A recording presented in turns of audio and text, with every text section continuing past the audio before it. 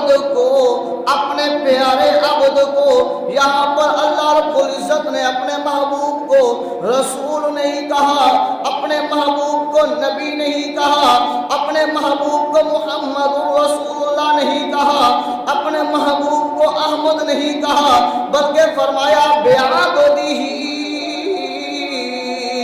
اپنے عبد کو، اپنے خاص بندے کو میں لے گیا راتوں رات مسجد حرام سے مسجد اقصی تک۔ اللہ اکبر، کہہ دیجئے سبحان اللہ۔